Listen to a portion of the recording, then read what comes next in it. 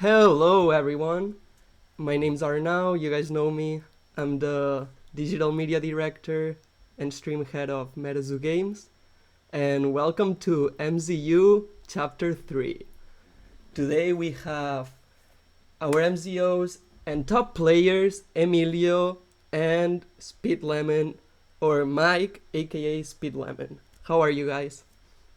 I'm good. I'm Doing I'm I'm great. happy that you added in my little joke about calling us top players. I wasn't actually expecting that. Was it a joke? I Well, mean, but Well, really, look, you, I don't I mean I downplay my ability quite a bit, so I don't think that I'm a top player, but you guys do have the experience, though. it's true. It's true. but yes, as I now mentioned, so once again, I'm Emilio, a metazoologist and also a medicine ambassador. And it'll be exciting today to introduce you all to our format that will be happening at the Collecticons. And we're going to start with our Orlando format. Both of us have already viewed at the format. Mike, do you have any comments on what does this format mean to you? Like, do you like it? Like, what does it make you think about right now? I I really enjoy the kind of crazier formats, so seeing a format with 7 Terras active at the start is it's it's exciting because that's gonna bring a lot of chaos to it in a good way, I think. I also just like the fact that having these different formats almost forces a meta change. So where one deck might be incredibly powerful in a Terra only format, it might be the wrong play entirely in something like this. Yes, and you hit the nail in the head. Like this format is really catered to everyone that wants to learn how to play Metasu, to learn how to play, and also just to have fun. So I'm just gonna go very quickly over the format. Um, the format is now, yeah, it's public, right? And basically, it consists of Swiss rounds. If you are not familiar with what Swiss means, it basically means that you are going to be playing a couple of rounds, anywhere from 4 to 6, 7. It depends on the number of players, and you don't get eliminated. So on each round, you get matched, you play your game, and you get points depending if you tie, win, or lose. In the MetaZoo events for the Collecticons, right now the one that we have announced for Orlando, it's best of one, meaning that each round you just play a single game. That means that you cannot modify your deck with a side deck. It's just as is, as you have your deck. However, you do enlist yourself with a side deck for the event, because if you make it to the top cut, or the top 8 players, the top 8 players with the most points after all the rounds of Swiss, then you will be playing best out of 3, which means whoever wins 2 out of the 3 games will proceed to the final rounds. So that's the top 8 cut versus the Swiss rounds, right? Top 8 you get eliminated as you lose. For the Swiss round or the start of the tournament, you do not. You just are playing along and getting points. And basically, something that, as Mike was sort of highlighting, that's very interesting of this type of event is that we're going to have some terras considered active. That means that you are starting the game playing with the advantages of those environments, and how they would normally interact with your cards. So, for example, for Orlando, we will have, or we'll consider to be active in every game, city, ground, lake, ocean, river, swamp, and winter. So as you can, if you know the area of Orlando, these are basically the surroundings, or the landscape of Orlando. So this format is tailored at the location, for the location of the event, which is, as I said, this is pretty exciting for me. Um, we are getting into this. You're really getting into the brand, or the essence of MetaZoo, with this kind of format in which you're playing with a lot of people because it's Swiss, and also you are actually playing in the environment that the tournament is taking place, and that you'll know before time, be ahead of time, right? In addition, there's something really cool. At the start of every round, we'll have a metazoologist or staff that's going to check the weather conditions, and those terras will be active conditionally, meaning if the conditions are met outside. So the conditions that we will be checking at the start of each round are daytime, which we've categorized from 10 a.m. to 5 p.m., dusk, which is 5 p.m. to 6 p.m., fog, full moon, lightning storm, meteor shower, raining, snowing, and stars. Meaning Okay, that but each yeah, if it's snowing in Florida, we have other problems. if there's a meteor shower as well, I would be a little worried if a meteor shower is happening in the middle of the day. But yes, these are the interesting part is that we are prepared to be looking for these atmospheric events, and each round will then be updated with that condition being active. But yeah, I would also be worried if there's snow falling at that point. Um, then there's also a list of items or effects and or items that will be considered active as well. And these are American flag, which affects Uncle Sam, bananas for the famous Napa Rebobs, the bug-like figure for the beastie turtle bottoms monster, a city known for sewer alligators for sewer alligator, felt tree for giant salamander, an early favorite of Cryptid Nation, fishing pole for Amikuk, man-made tunnel for Bunnyman, mosquitoes for Arkansas snipe, NASA symbol for Frank Shaw's gargoyle, real clouds for rods, real boat for Lake Ilamina monster, and real tree for Wood Devil of Coos Country. In addition, you can have your only one item declared at the start of the game. For those of you that are new or that have played with us, you do know that in past events we let you choose a maximum of four fourth wall event, items that will be influencing your cards. But for this event, since we have so many active that are trying to just mimic or represent the environment where the tournament is taking place, you are only allowed one to register one of them. And that's once again your deck, a side deck that you will only use if you make it to the top 8, and one of those items. So yeah, that's the sort of the overall overall the format. And as I went through all this, and I know you read it before, Mike, but what decks are you thinking about as we go through all these items and fourth wall terras? Going through the items, obviously the Napa Rebobs stand out to me. Napa Rebobs OTK, one turn kill, is what that stands for anybody who's not familiar with TCGs. But it's been a very powerful deck since Nightfall came out. So I think that's definitely going to have to be a consideration. I believe giving the buffs as well to the Amakuks is huge. Those have proven themselves to be very powerful in the past. In our New Year's tournament, Rice Kate piloted a Frost deck to a second place finish. I think that would be considered almost an upset to a lot of people because I don't think Frost was very talked about at the time. Along with the Iliamna Lake Monster, which is also Frost and also benefits getting a plus 20 boost by having the boat in play, and a plus 30 boost from the terras that are going to be active.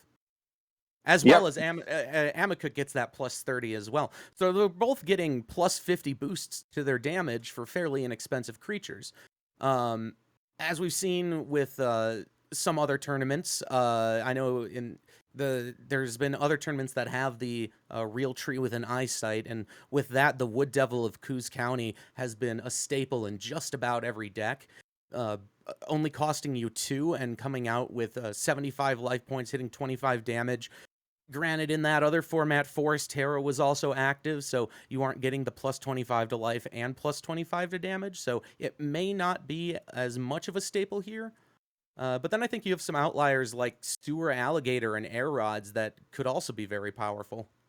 Definitely. And for those of you that are listening to us and this is your maybe it's your first time listening about MetaZoo, the main excitement about this format is really it lets you play cards that normally you would not really be able to play. For example, the Sewer Alligator is one that normally, people don't usually play. It's pretty powerful with the boost, especially with the ones that we have announced. So it really does give that moment to shine that if you like Sewer Alligator, which I know a few MCOs that love Sewer Alligator, that you might be excited to just try out a deck for the event. So, so just with that, little sneak peek at not sneak peek, we really went over the whole thing. At the format, we are just going today, we're going to build two decks, right?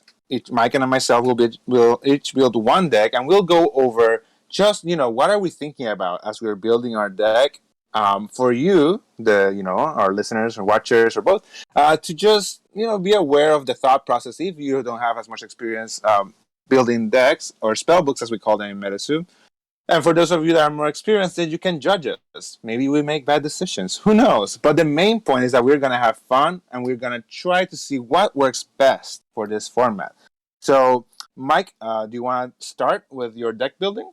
Yeah, I sure can. And I know you've called dibs on the Arkansas snipe and forest, so I'll eliminate that. Well, I have a long history with mosquitoes, being from Puerto Rico. So, yeah, I really want to represent the mosquitoes that just savaged me as a child. So, yeah, I want to bring that back. You want to represent them and not like just play a bunch of rock rains and destroy them all. I'm representing the herd they brought me onto my opponent, so it's more complicated. But definitely, Are we getting raid as a or deet as like a spell card or something? I don't know what that is. Sounds like something that's trademarked. It's like a bug. It's a bug. No, I know what it is. Okay. So walk us through what deck is in your mind, Mike.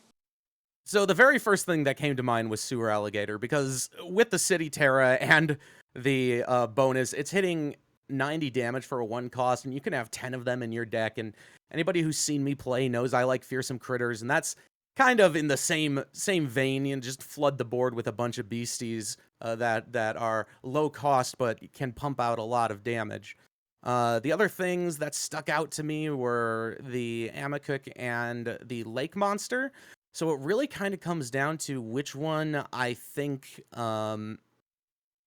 has better support for it. And I think I'm going to have to go for Sewer Alligator, just because water has some insanely powerful spells and beasties, as we've seen in effectively every tournament that it's that it has appeared in. Sure. So what's gonna be the base for your deck then, or are you still not sure? I really want to play the Lake Monster, though.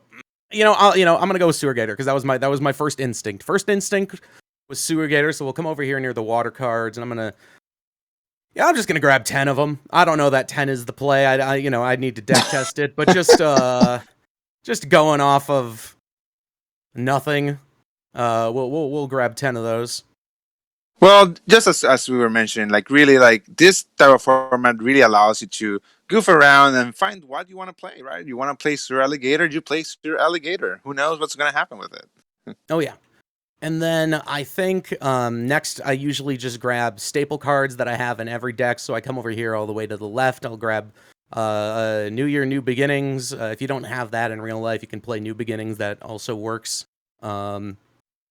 And then, obviously, 2 bookmarks and a power-up red.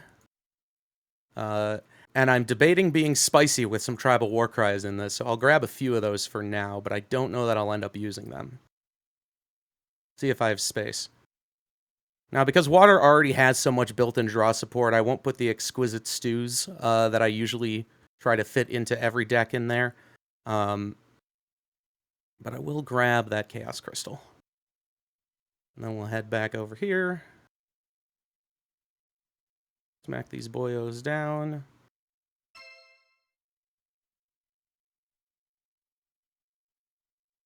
Nope, I don't know why Power Up Red decided to turn there. So, Mike, you're talking about card advantage. So, normally, for those casters that are just listening to us and may not have as much experience with our cards, right? Water does have a lot of bookmarking or drawing, as we call it. We call it bookmarking, but it's the mechanic of drawing a card. And basically, Exquisite Stew is a potion. It costs 0 to play, and it allows you to bookmark a card or draw a card, right? So when you're running an aura type that might not have too much draw, then Exquisite Stew might be a good choice. That's what Mike's talking about. Yes. And also you have cards like these over here. You have your Walla Lake Crustaceans, Chessie, Frogman, Torrential River as well. And I know not a lot of people are playing it right now, but I think the Water Baby of Massacre Rock is pretty underrated. I think it'll be good in this format as well. A 1-drop hitting 50 is nothing to sneeze at, especially one that does paralysis and lets you draw a card. But obviously, I really want to build this Sewer Alligator deck because look at this good boy and his pizza. So we're gonna see if we can't make this work. So we'll see if we can grab the beasties that I want first. Obviously, you got to have 2 Frogman because they're just so good. I don't know that well, Lake is one of the active terras, right? I don't believe so. No? Oh, Yes? No? yeah, yes, it is. it is. It is. Yeah, yeah. Okay. I'm going to set those to the side because I don't know if I want those yet, but Lake. they are very good. Yeah, it is. City, ground, lake, ocean, river, swamp, and winter. Okay. And then I believe that the lake crustaceans are, or at least should be, a staple in every water deck just because of their insane ability to only take half damage. That, and they get a nice little 10 life point, 10 damage boost, and can help you draw cards. But I mean, right there, that's already 16 beasties, and yeah, we still haven't even touched auras or anything. So I guess we'll grab, let's say 2 dampens. Oh, yeah, I want that River of Time. I think River of Time could even see play as just being a one of in other decks that have that you can just put a water aura or 2, because with River active, being able to get an extra turn is for 1 aura seems kind of massive to me. Definitely a good choice. And in the future, if there is a River Terra active in a tournament, I will definitely consider Yeah. running. And then I think I'm gonna grab some River Torrential Rivers as well because they just help you draw. Even if not, right? It is a great card as you're mentioning. And once again, for those of you that are watching, like right now, Mike is making his decisions. Yep, as you can see, the balance between bookmarking or drawing cards, how many beasties are you going to have versus spells, depending on your strategy. These are the things that. So Emilio, your mic has been cutting in and out a little bit. I wasn't sure if it was just for me, but I did see someone in chat mentioning it. Also, to the other person who was asking what format this is going to be for the Orlando Collecticon format, which you can currently view on the MetaZoo website, and it is going to be on the right side of the screen for the stream.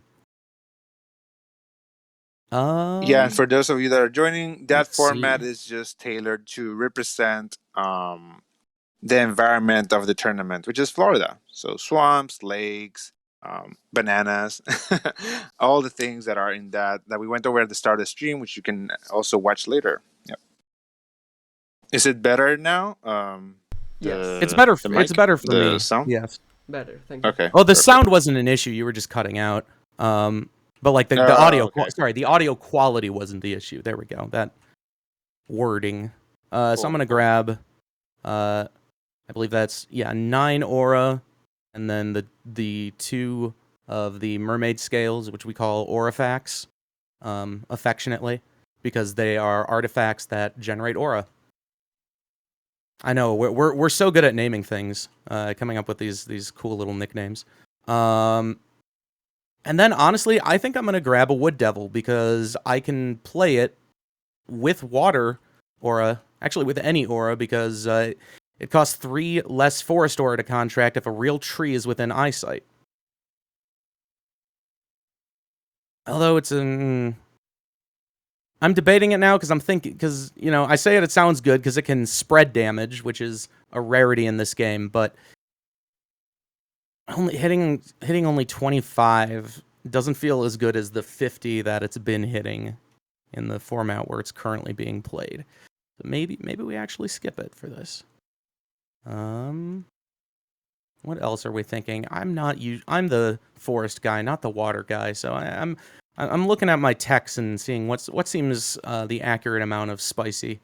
You know, maybe we do put a couple Chessies in here. Let's get those bad boys in there.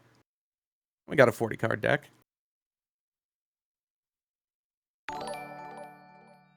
It has more beasties than I would probably recommend playing, but you know, that's okay. We've got our bookmarks, we got our New Year, New Beginnings. We have draw power with the Frogman, the Crustacean, and Chessie. We got our beat sticks here with the Sewer Gators. I mean, yeah, that seems like a all right first draft for me. Although, you know what? We're gonna put some extra spice in this. If whoever is looking at the deck right now could back out for a sec so I can change cards, because it won't let you when you're looking at the deck. So we're gonna actually take out the Chessies and put in two of the tribal war cries, I think. Or I'm gonna throw them off the table. That's an option as well. Both great options. Both great options. That being said, I am trying to place it in the deck. There we go. There's the other one. Yeah, so those give a beastie that doesn't have tribal boost, and tribal boost gives you plus 10 life points and plus 10 attack damage for every other beastie of the same tribe or name in the arena. So with all these beastie dinosaurs, having 10 of them, I think that is going to be a fun little, you know, thing to have a couple copies of to boost yourself up. We have 10. Yeah, we got 10 dinosaurs in this deck, and that actually makes me feel bad for cutting out Chessie, because Chessie is also a dinosaur. But yeah, we'll cut one crab for Chessie, maybe two. I like Chessie, and I have PTSD from fighting crabs so much, so less of that is fine by me. Now that's. Oh, I forgot to put power up red. Oh no, I'm so smooth-brained. Okay, we're gonna have to. What are we taking out for power up red? So why power up red, Mike? Is it a good card? So yeah, power up red. Yes, sorry for new players. There's a couple cards that I would consider like staple cards that you want in just about any deck. Power up red is definitely one of those. It gives any beastie 100 life points and 100 damage, and it equips to them. So it'll stick on them. Granted, that makes that beastie the target for any other spells or attacks that your opponent has, but you know, even if it just survives one turn, a plus 100 can make a lot of difference in a matchup. Let's see. I am. So the minimum number of cards you can have in a deck is 40. There is no maximum. But the way that I deck build, I try my best not to have more than 40. Because I think 40 is always the optimal number. But that makes me question what I take out here. I think maybe we take out a Torrential River. I think 2 of them should be okay. Yeah, and that looks all right for a first draft of a deck. Cool. And to the person asking in chat, I did put 10 Sewer Gators in there. I had 4 crabs. I decided to take 2 of them out for Chessie, because Chessie also works with the Tribal Warcry card that I decided to put 2 of.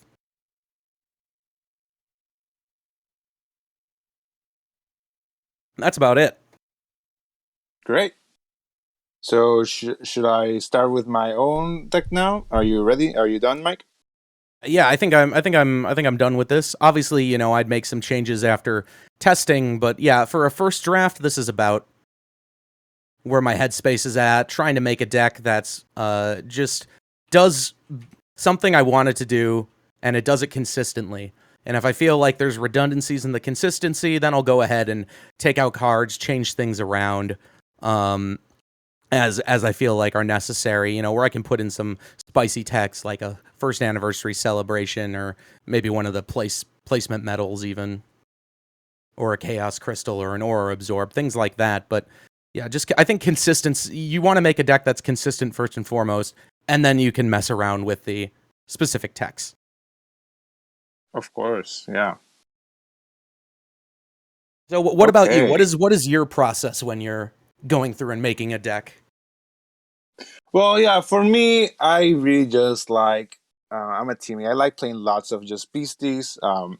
I want to have just a strong board presence all the time. So my forest build is gonna focus on one drops. That means I only need one aura resource for those that you're watching, so they're easy to play this beasties. And I'm gonna focus on the mosquito because it gets great boost based on the environment and the mosquitoes that are active in this tournament. So my sort of cards that are always in my decks. There's one here that I don't see, but we'll have to use the New Year's New Beginnings then. I normally Were you looking for just the regular New Beginnings? yeah, the New Beginnings. Yeah. Yeah, it's right over here. It's over here Oh, in where this is it? other. Yeah. There's a second pile over here Oh, there you go. Perfect. Yeah, I of prefer. neutral aura cost. Thank you so much, Mike. So I prefer New Beginnings over New Year's, just because I prefer not to be discarding my hand. I know it's very powerful to disrupt your opponent's hand, but that's just me. I like to be safe. And then two bookmarks, of course, allow you to draw. The power up red, which Mike did a great job at explaining why. Right, it makes a beastie sort of a super tank. And I always include at least one or two first anniversary celebration, because this is one of the cards in the game that cancels all the traits for a few turns. And basically, what that means is that when we go over the creatures, all creatures or beasties as we call them, they have traits on the top left side of the card, and those give certain evasion, certain abilities. And for me, it's very important to be able to turn those off when needed. So I always put that in my deck. For this specific build, I will not be including any Terra, just because of how I'm gonna build around fearsome critters here. So no Terras for me. And now we can go to the forest side of the board. Here it is. I feel like I'm in some sort of like weird bizarro world, because I'm always the fearsome critter guy playing against water decks, and now I'm the water guy playing against a fearsome critter deck, and there you go. it feels uncomfortable. Good, great. That is great. Not because you also know the ins and out of the fearsome critters, and even though this is not exactly your build, you know its weaknesses, so you'll be able to showcase that. Water is definitely a very strong, aura type. I'm gonna include only 8, so I'm not gonna go full 10 for the Arkansas Snipe. As I said, it's just a 1-drop. If you see the top left side of the card, it has flight, which is that little wing on the top. Or now do you have the yep, okay, cool. Has the top, it has that little wing, which is flight. That means that it can only be attacked by beasties with flight. This is great. It's a little bit of evasion for the beastie. Turns out to be very useful as a 1-drop, so it survives more. Has Bloodsucker, which we might not see me use as much, so I'm not gonna go over it. And just an attack that will be hitting for at least 35, plus other Terra builds that might be in the game. So just a good 1-drop. This is gonna be my quote unquote Sir Alligator for the deck, if we're comparing to Mike's. Then we have the staple for forest is growth. Touch a plant, bookmark 5 pages. So here with the New Beginnings and growth, and because we have such low cost beasties, we're trying to get aura out, and we're trying to just play as many of them as we can on the field. So growth allows us to really get a fresh hand and put a lot of critter down. critters down. We had the Wood Devil of Coos Country, just a very unique effect overall. Of course, it's always an amazing art by Poncho. So, but for the art and for the effect, and just because it costs so little, because there's a tree in this format, I'm gonna put it in the deck. I have a quick question for you here. Do Yeah. you are you concerned at all with the 10 life points that the Arkansas Snipe has? Because I know it can guzzle your other fearsome critters, but you haven't gotten to any other fearsome critters you're playing yet, and I would worry playing that against anything that has burn or any sort of targeting, like a Loveland Frogman or first anniversary celebration.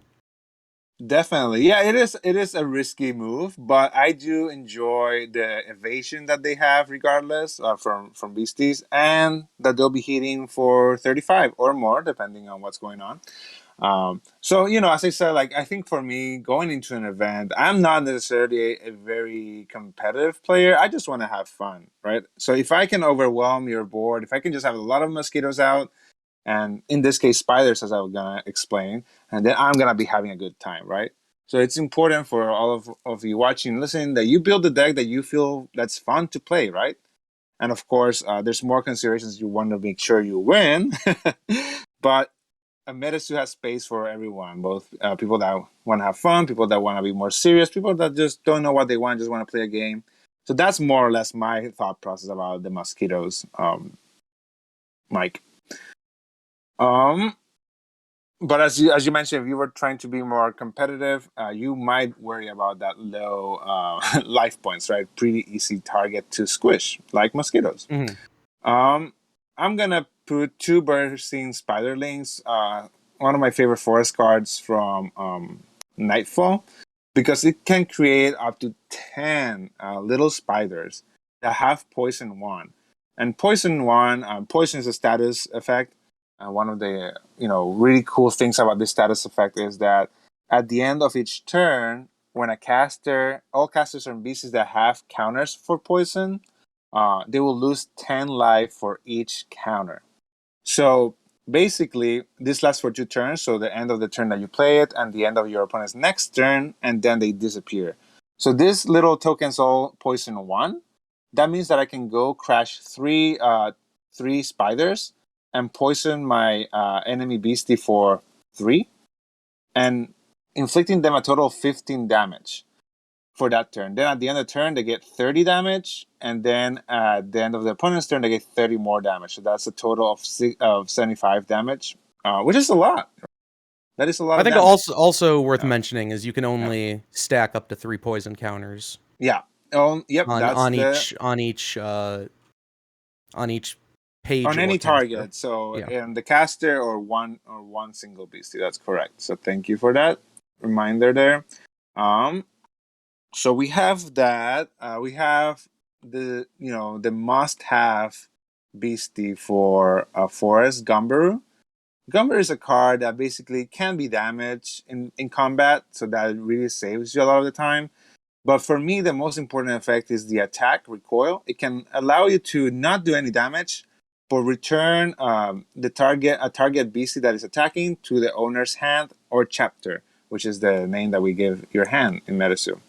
So it's really good to establish board control. Only cost 1, and a precaution if you think that you're going to play against flame. There's a few things that you will have to look out for, and even if you're not, there's cards that can really make your Gumberus explode. Any fire page that inflicts damage to Gumberu or makes Gumberu burned. So there's a few. You will get on your own time. You could be able to look at them, but there's a page that you can include in every deck that can deal with Gumberu. Yeah. I think the relevant ones for this matchup are going to be Frogman and the crabs, because the crabs can paralyze, and the which crabs also removes its effect of not taking damage. and the crabs also can be bounced, as people keep learning with the little crab. Keeps falling on its back. I'm going to also put just one of the aforementioned artifacts, right? I just want one. because reasons. I just want one, just in case, to have a little bit of more aura production. In terms of more removal, I run Poison Arrow. Poison Arrow is a great removal spell, meaning that it allows me to deal with my opponent's beasties, because basically, if you roll a 1 or a 2, the beastie will lose 20 damage by the end of the second turn with poison, which is not much. But on a 3 and a 4, it's 40 damage. And if you roll a 5 or a 6, then you inflict 3 poison, which will be 60 total damage, which is pretty cool. It adds up. And especially when you have a deck that has so many small critters, damage just keeps stacking up. What else? The other Boy. one, oh, oh, no worries. Are you gonna make Mario happy and put in Squonk? No, I'm not gonna make Mario happy. I'm sorry, Mario. Not gonna put Squonk Boy, though it's a very good card and one that everyone should consider running. I am going to though. I am going I got to. you, fam. Thank you, Mike. Oh, thank you. Yes, I was just looking for this very horrifying beastie, the Spider Grandmother.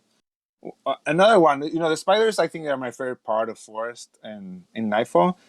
And basically, the Spider Grandmother makes 2 tokens at the end of each turn, so you're putting bodies on the board, and just inflicts a lot of poison with that poison 3 toxic love attack.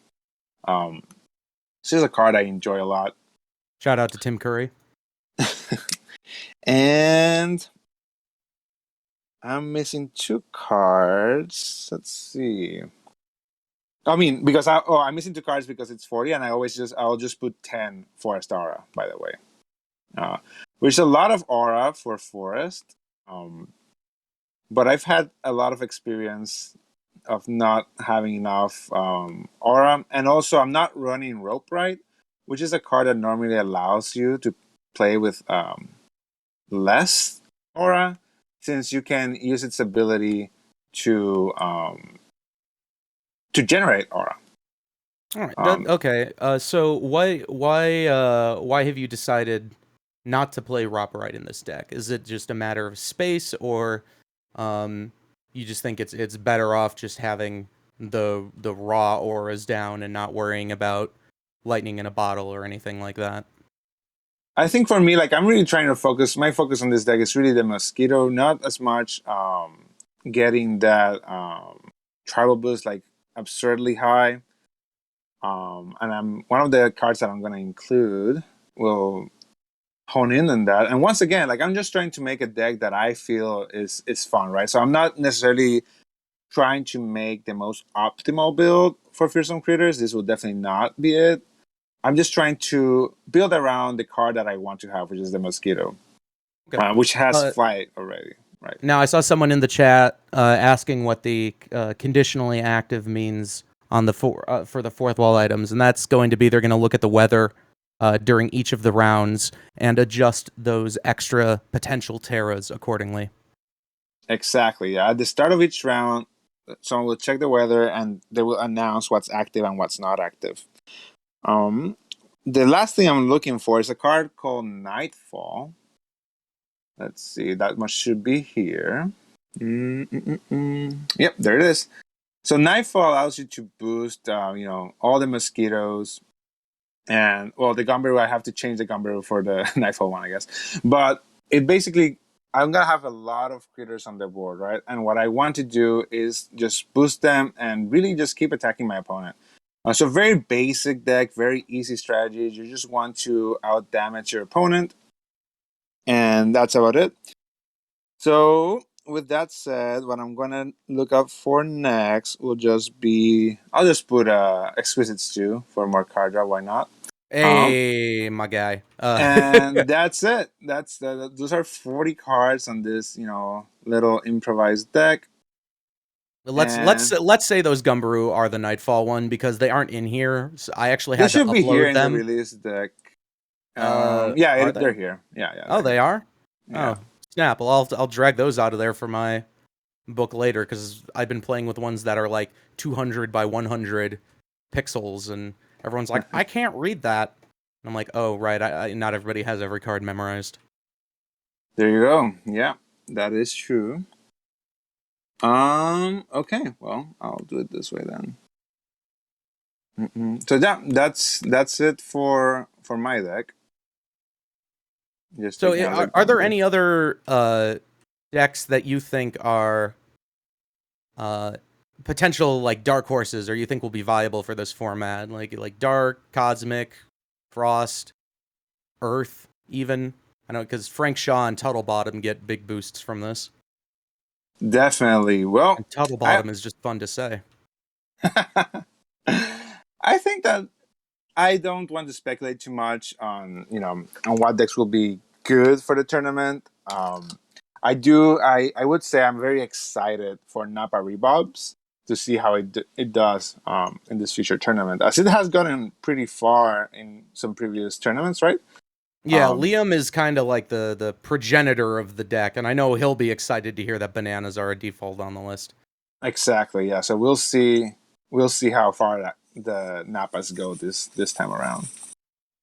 But yeah, that's it. As I mentioned, for deck building, just be sure to be building around what you want to play and your goal with the event, right? For me, I just want to be throwing mosquitoes down all the time and pestering my opponent with poison. So we'll see how that goes.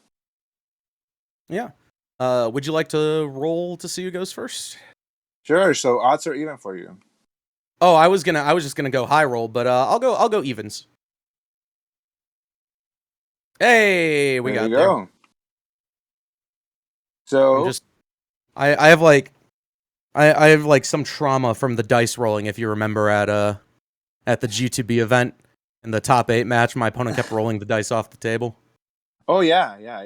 like 8 times in a row, he rolled the dice off the table. Because you were in the other table, the ones that don't have the little wall, I believe. Right? Yeah, so they do roll off easier. No, the in-person one that you were judging. Oh right, yes, that was yeah. That was funny. Amusing, yeah. He was like, okay, I'm gonna. He goes, I'm not gonna throw it as hard this time. Still goes off the table. Like, okay. It kept going off the table.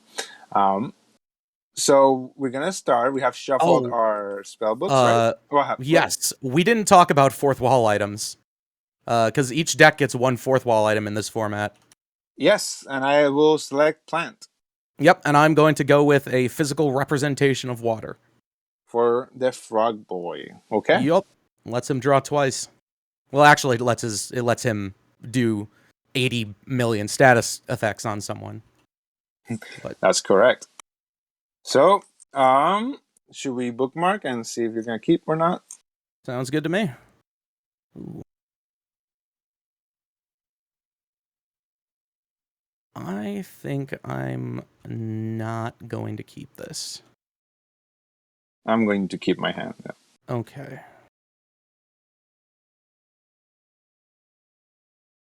Okay, this I'll keep. Cool. And so then... So that was the mulligan, right? In MetaZoo, you're able to mulligan your hand. If you don't like it, you shuffle your whole hand or chapter back to your deck, and then you draw 7 minus, the number of times you've mulligan. This was his first time, so 7 minus 1 is 6. So he bookmarked 6 cards. And now you decided to keep, right? Yes. I did mulligan down to 2 last week in the tournament. I recommend, if you're watching this, don't ever do that. You just don't do that. Once you get down to like 5 or 4 cards, unless you have a New Year, New Beginning or a New Beginning or some draw stuff in hand, just stop. It's time to stop and just hope you draw into stuff. I agree with that. I've definitely been there. I've drawn to 2 cards and had the luck to have an aura, and then I top deck a New Beginnings. So that was a pretty spicy move. But I do like to be risky in my games. Well, meta hobby, I was not trying to top deck New Year, New Beginnings. I was trying to hit an aura. Because I play Fearsome Critters normally, and I play it with 6 auras. And my opponent was playing a deck where he could have dealt with my auras, my aurifacts, my artifacts that generate aura, before I could do anything with it. So those weren't of any use to me.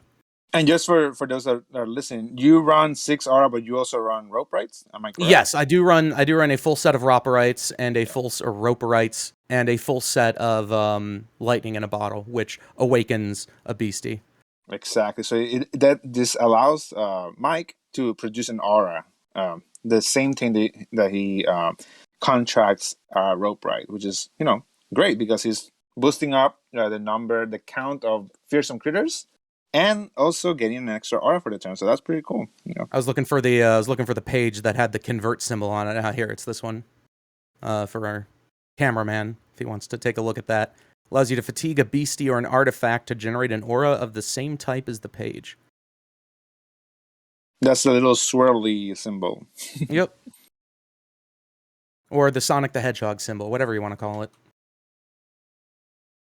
I'm going to go ahead and bookmark for turn. So even if you go first in MetaZoo, you do bookmark at the start of your turn for those of you that are watching for the first time. And then I will contract a water aura here. Mm-hmm. And I will fatigue my water aura to contract a sewer alligator. Sewer alligator. We talked a lot about this card in this format, right? So yes. With let the me current, grab the Terras that are. Yeah, active. That would be great for people to follow. But City is considered active, so Sewer Gator is hitting for 70 damage.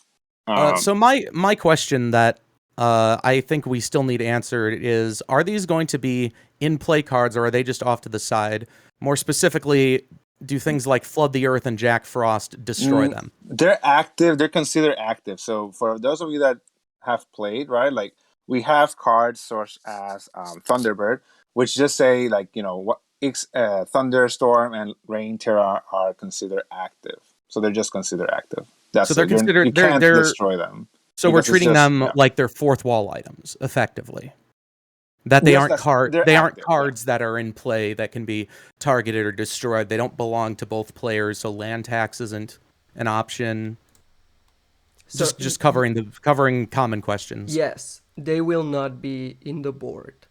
Yeah. Okay. Yes. It's just that's why I was going over the example of Thunderbird, right? Like the Thunderbird, like if you if you play a lightning spell, it considers raining and thunderstorm to be active. You can't do anything about that, right? It's just they're considered to be active. They're not okay. Physically, they're not represented on the board. You cannot destroy them. Yeah.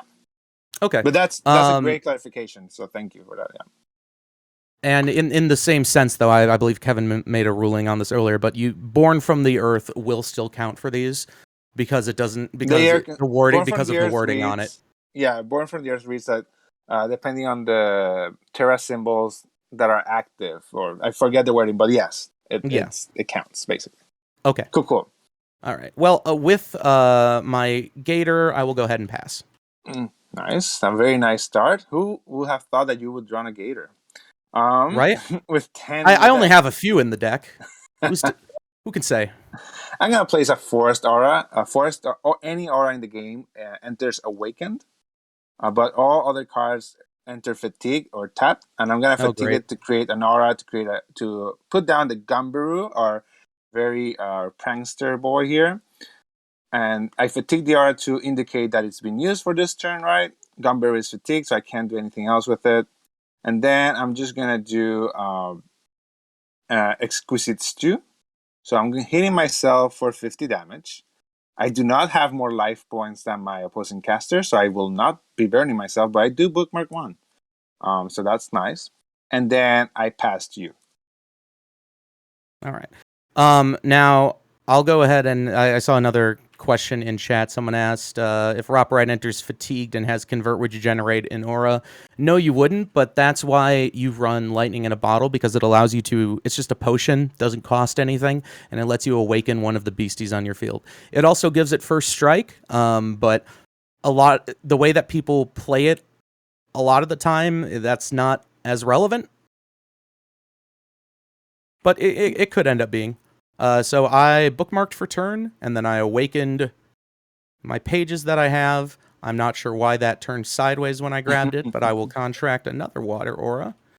And then we'll fatigue 2 water auras for 2 sewer alligators. And I can't do anything about the Gumbaroo. So I'm just going to attack you directly for 90 damage. There you go. So that's 90 damage. Yep. And then I'll go ahead and pass. Right now, I'm in trouble with that. Those Surge Gators, they're really powerful, and I only have one beastie out. Yeah, so much trouble. You can bounce them back to hand, and you have type advantage. I Well, don't know why I picked water, knowing you were playing forest. well, that is true, but who knows, right? Yeah, who I'm knows? gonna. Who's to Who say? knows? Who Yeah, knows? I'm just gonna put this little snipe here. Oh wow. Because right now I'm just trying to get some presence here, fearsome critter, and then we're gonna just snipe. put another one. Okay. Yeah. So snipe doesn't get a fearsome critter bonus. He does not have the tribal boost, but he does boost. Gumbaroo. Yeah. Yeah, he does boost Gumbaroo. So this green die that Mike laid down, or someone laid down, basically is just telling us that Gumbaroo has 20 more health and 20 more attack. Yeah, generally, if I'm playing yeah. fearsome critters, I'll always put dice up at the top of my arena zone to indicate the overall fearsome critter boost. Because otherwise, it's a swarm deck, so there's a lot. There would be way too many dice there. Definitely. No, I do the same for when I play Bloodsuckers, which is my favorite tribe, and they gain. I like Bloodsuckers. Right? Yeah. So something else. Normally, you do not move your cards around when you're playing physically or virtually. So don't move your cards around like I did like 5 seconds ago. Anyways, my Gumbaroo has awakened. He's hitting for 30 damage plus type advantage. So I'm gonna kill an alligator. This is so sad. Alexa, play Despacito. Despacito, I feel triggered. Anyways, I don't like the song, but that was the meme a while ago. No, I know. I am triggered because I am from Puerto Rico, and that song was everywhere, and back home or not home, everywhere. It was just everywhere. It was a lot. Anyways, I am going to pass. I really hope someone's Alexa registered that. I'll go ahead and bookmark for turn. Then I will awaken my beasties. Ooh, okay. We're going to use one water aura to play River of Time. It lets me take another turn after this one, and then the page goes to the afterlife. Only another turn. Yes, I get one more turn. Yeah, one more, and then I lose. No, I'm kidding. But it with a River Terra active, it only costs 1 to contract, which is kind of insane. It is completely insane. So next, I will fatigue my other water aura. Okay, so I have some options here. And I guess since this is a game more for stream than for us, I could play New Year, New Beginnings, or I could play Tribal Warcry. The question is, do I want to try and draw into another water aura this turn, potentially, and then be able to do more on my quote-unquote next turn? Or do I want to put the Tribal Warcry on? Because if not, I lose it via New Year, New Beginnings. But I think the possible advantages that New Year, New Beginnings will give me is greater than the Tribal Warcry. So I'm going to go ahead and play that New Year, New Beginnings. So we'll both discard our hands. Oops. Everything. You can hit G to group them if you have the multiple cards selected.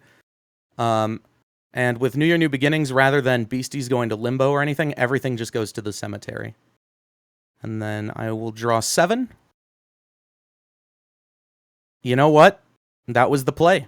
I didn't hit an aura per se, but we did get mermaid scales. Which is aura, yeah. Which is effectively aura. And then I'm just gonna swing into you for 180. Only 180. Only 180. Just a cheeky little 180. And then you pass to yourself? Or are you gonna do something else? And yeah, I can't do anything else, so I'll go ahead and pass to myself.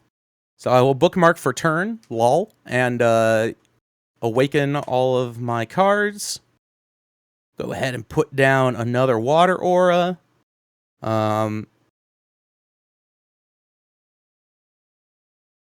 I didn't put anything in here to protect Frogman. I'm smart. What do I do about that?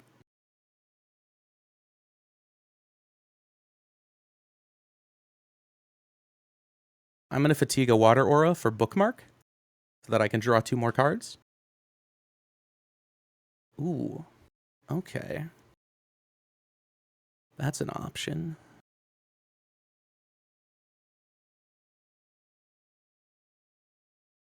But I think I will go ahead and fatigue 2 water aura. There's the froggy. For the Loveland Frogman, who's probably going to be dead by the time my next turn rolls around, because I shouldn't have done that, if I'm being honest. Then I'll fatigue my Mermaid Scales for 2 more Sewer Alligators. And then I'll swing into you for 180. 180 it is. Dr. Applesauce, yes, Gators will hit for 90 in Orlando. And Love 0815, it is one aura card per turn. Artifacts are not considered aura, but they do come in fatigued. And I think with that, I'll go ahead and pass. And I'm just hoping that I can wipe you out before you can wipe me out, because I can't do anything about your beasties. Maybe you can. Who knows? Well, everything awakens on my turn. Just for you that were, seeing what I discarded, I lost my Forest God's Amber on that last, on that New Beginnings. Very sad. And a bookmark. Pretty big hits, but I was just trying to establish a board presence. I didn't want the Amber to be smashed by a Gator. So, it is what it is. I'm going to play another Forest Aura here. And now... Well, and I suppose if you're playing a low-cost deck, you don't care too much that you're losing the aura fact. Exactly, yeah. And if you want, or you also want to play it, I thought I would have more time to play it in a more advantageous turn, but Nope. Things happen. Things happen. Things happen. Okay, so with that in mind, I am going to attempt to attack. Let's try to destroy the Frogman. Yeah, I don't know why I put him down. Okay, that's good. Yeah, I played the Gumby. Let me fatigue the aura. As you see that I'm doing, like, you can play aura, attack, contract a beastie in any order in your turn, right? We don't have a battle phase. It's all one big phase. It's a one, and those are all actions that you can take in that phase. Thank you for moving the counter up, whoever did that. I got you. Thank you. I'm gonna then destroy 1 Gator. Let's go with 1. Okay. And thinking about your deck, I don't remember if you did put the horrible card of drown the earth, flood the earth. Oh, see, I thought Frog was the horrible snipes card. Yeah. Well, Flood the Earth, I was trying to play I was building my deck not considering... yeah. Because I knew what you were going to play, and I didn't want to build my deck specifically to counter it. Yeah. That makes sense. Let's just take a Gator out. Someone's asking if they can get caster life points on camera. Let's go ahead and set our life points over here. Because that's on the camera, from what I can see. Something cool. That. Is that good for the... Okay, great. So yeah, and I attacked another Gator with the other snipe. Mm-hmm. And then I'm going to... let's keep building some board presence. Let's play another Gumby. Oh, sorry. And let's play another Skiddo. I hate this so much. Well, now you know what other people feel when they play against. No, this is literally not your deck, but right. Fearsome Critters is a deck that has been around since the start of the game. You can watch games in our YouTube channel. in which people were playing with Kickstarter cards. And our tournament winner also won with Fearsome Critters, just like Mike did. Yeah, Kevin actually taught me how to play back in April or May of last year. And the deck he taught me was Fearsome Critters, and it just it stuck with me. So I've it's hard to forget Fearsome Critters, and it's your turn. It's more than it's hard to forget Fearsome Critters. Have you seen Gumbaroo's face? That's what's hard to forget. Well, the new one is more artistic, more refined. But no, the I'm sorry. one I like the Nightmare Fuel. I like the Nightmare Fuel Gumbaroo. I'm going to go ahead and bookmark for turn. Yeah. I will awaken my cards.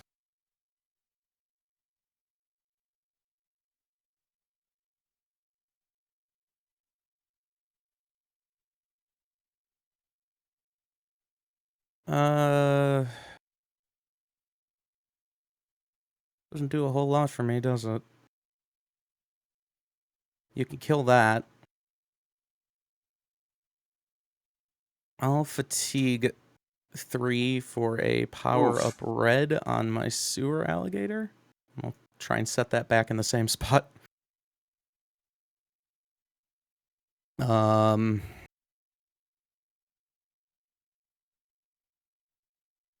that's not that useful to me right now. Darn it. And then I think we'll swing into you for Sewer Gator will attack for 90 right? And 190, so yeah, 280. Only 280. Only 280, he said, with a massive board state and type advantage. You have 1,000 life points right now. Yes, and and honestly, I would consider scooping right now if this wasn't a game for stream. Yeah, but let's talk about board advantage, right? Mm-hmm. It's not only about the life points in any game that has life points, right? For the most part, but right now, next turn, what Mike is sort of hinting is that I will be able to basically take care of his board for the most part, right? Yeah. So.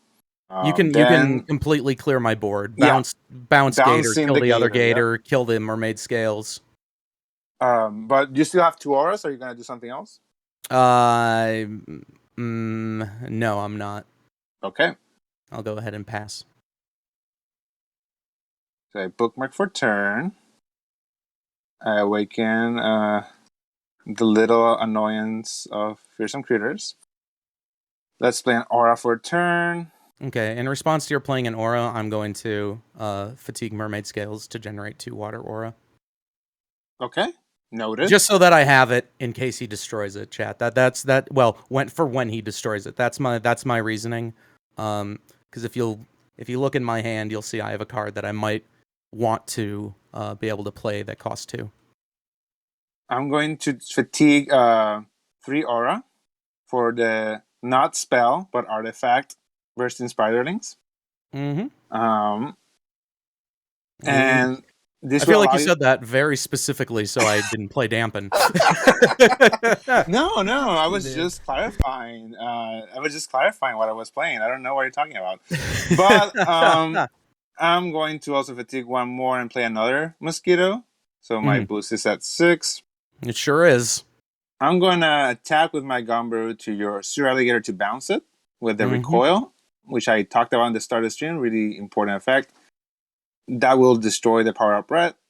There's no target for it anymore. I will then destroy your Scales and your Gator. Yeah. Understandable. Have a nice day. And then I will attack with my Gumbies. Gumbies are hitting for a total of 70. That's correct, right? Yeah. Yep. So that's 140 to face. And then another 35 in poison 1? Or I don't know. Yeah. I mean, for me, normally, I'm always afraid of Leaps and stuff, but I'm at 220, so I think it's fine. Let's do the little snipe. Oh. Okay. So then that is 35. 35 poison 1. And which then means I'll grab one of our poison counters. I'll pass. And then you lose. Mike would lose 10 life because of the poison counter at the end of my turn, and then 10 more at the end of his turn. Yeah. I'll draw. This is not great place to be right now that I'm in. I'll pass. Has. There's things that I could do. Yeah. However, nothing would stick on the board because of your board state. Well, you do have a dampen So in your hand at least. oh yeah, so that way you can't keep drawing, but I can't do anything about the snipes Well, because I forgot that to put Smoky Spirits in the deck for the frog. well here let's show. Like I'm gonna power up red. Are you gonna let me do that? Yeah. Oh, okay. Thank you. So there's no dampen for my power up red. That's Oh dang, I'm dumb. I should have said no, but okay. you should play dampen. I think it's Okay. okay. All right. Yeah, All right. If you're okay with me taking that's the back what I point, just right? said, The point of dampen for. But why do you throw it at me? What's I this I I, I attitude? was not trying to. No. But Ninja Star.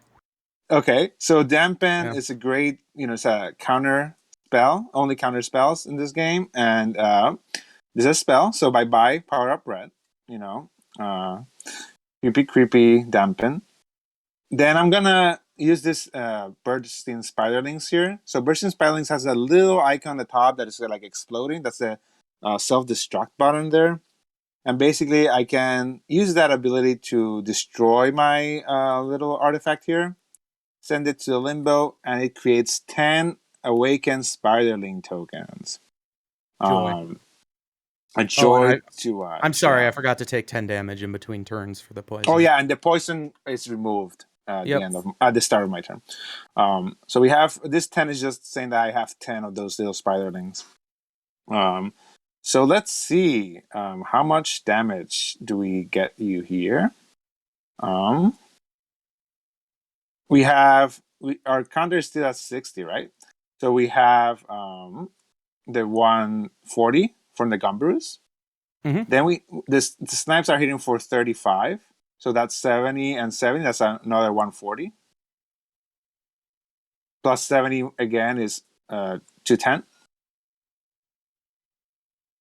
And right now, because I attack with the snipes, my opponent has poison 3. And then I have my little spiderlings, which all have 5 attack, right? So I'll attack with all 10 of them. I'd say that's another 50. That's another 50. And my Mike already has 3 poison counters, so he cannot get any more. But each one of these does have poison 1. And then I pass, which means that Mike loses 10 for each poison counter. He has 3. That's 30. And it's your go, Mike. Bookmark for turn.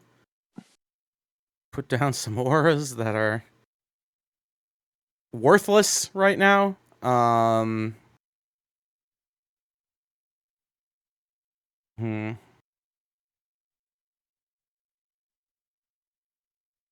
I will fatigue 4 aura to play Torrential River. Yep. Can you explain how Torrential River? So, because there's a river in play, it gets its 4th wall effect, which allows it to deal 30 damage on contract. But how the page works is each time I play a water page this turn, I can draw 1 card and deal 30 damage to a target page or caster, and it ignores Stone Skin. Stone Skin is an ability that usually protects a beastie from taking damage outside of combat. Most famously, Cactus Cat. The little crab also has Walla Walla. The stone skin trait. I mean, yeah. Mm-hmm. So we're gonna go ahead and destroy one of your Arkansas snipes. Okay, so my beastie counter goes to 5. Mm-hmm. Then I'm going to go ahead and play Mermaid Scales and destroy another one of your Arkansas snipes. There he goes. A card. And honestly, that's all I can do. So I'll go ahead and pass. And you lose 30, and poison I take 30. goes at the Poison end of my turn. Falls off, but I'm going to keep it over here because you're going to poison me again. Me? Yes, that's true. I don't care. Okay, let's go there. Let's put another mosquito. Yay. Back to 5 there. And then let's just attack. So the Gumbies are hitting for 60, right? Yes. So 60, 60, 120, 180. And then we have 70 more from the snipes. Yes. Then we have 50 from the tokens. And your poison 3. Yep, so on my turn, I'll go down to 15 life. Here's your go. All right. So I have to have the craziest draw here. That did not happen. So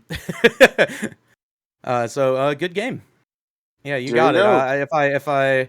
I mean, I have things I can play, but the second I end my turn, I lose, and I don't have any way of letting these guys attack. Dead by poison, yes. So that's the game, but we played some very interesting cards like that River of Time for 1 aura, which is insane. And I haven't seen Torrential River be played too much. Have you seen some action with it used against you when you play? No, but it's always seemed like a good card, and I wanted to try it out. It seemed the fact that River's active, so it already gets that 30. It can be good in the mirror match. You can use it to smack around a crab a little bit, which are generally very hard to deal with. But I think there's definitely some changes I would make to this deck. I would probably take this out in favor of either like a lightning in a bottle or some smoky spirits to maybe protect the Frogman. Yeah, Smoky Spirits is definitely a good card to consider. We actually did not build our side decks when we did the stream. It's worth pointing out that the Swiss rounds before Top Cut at Orlando will be best of one, so side deck won't really matter for those. They'll only matter in a in the context, in the final, in the top, in the top eight. In the top cut that is made. But it is, we're just here. We're just here to show you how to play, everyone. So, Mike, do you want to go ahead and let's do those side decks? How you will build them if we were get to that top 8? Yes. Because if you're playing in the Orlando event, you will have to submit a side deck before starting the tournament. Even as Mike mentioned, you will not be using it in the Swiss rounds, as we explained the format of Orlando. But then when you make it to the top 8, it is best out of 3 instead of best out of 1, and you will be using your side deck. So it'll be maybe beneficial to talk. To talk about it. So I can go ahead and start with that if you're okay with that, Mike. Are we both going to go through our process of building a side deck? Or? Yes, that's a good idea. Okay. Let's talk about what changes you would make to the deck. Yeah, you can start, Emilio. Cool. So, for me personally, one of the side deck cards that I normally include, let me go to the Nightfall. Where are the... Yeah, here. Navigating my way to a Nightfall neutrals. So one of the things that I normally run is this Tribal Terrain that's being pulled right now. Even though I am in this tournament, I am running against I am running Fearsome Critters, so this is potentially not great if I use it myself, because it will target, it could target my beasts if I'm playing a mirror match. But this card basically allows you to choose a tribe or beastie that has 3 or more beasts in the arena. So if your opponent has a very focused deck, let's say the Sewer Alligator deck has the dinosaurs, I have the Fearsome Critters, right? All of those beasties belonging to a tribe lose all traits and effect text, all but their attacks, right? Basically, you are taking care of any very annoying effects that you might be battling against, any buffs that comes from the effects of the beasties. This is very powerful against tribal Fearsome Critters, because they does take care of the tribal boost. So I run 2 of those just in case you don't know what you're gonna run against. Another card that I like to run is Destroy Terra. Oops, okay. Because Destroy Terra, some decks do depend heavily on their Terra. In this tournament, we do have the uniqueness of the Collecticon tournaments that they're emulating the surroundings of the actual tournament. But some players, Thunderstorm is not being active in this tournament, right? So if we're going to play against the Lightning deck, they will need a Thunderstorm, and you want to take care of those Thunderstorms in that example, right?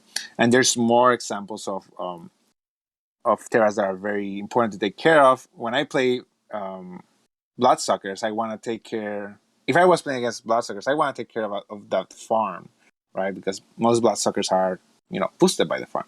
So yeah, the Terras, the Destroy Terra allows you to help that out. Another card that I run, and I think this is some of these cards we will share with Mike, is Absorb Aura, because some people do love to play a lot of those artifacts that produce the aura or the artifacts that cost 0, and this allows you to just destroy them for no cost and bookmark a card and generate 1 aura of the destroyed artifact, right? So if you destroy a Chaos Crystal that is neutral, you just get a neutral aura.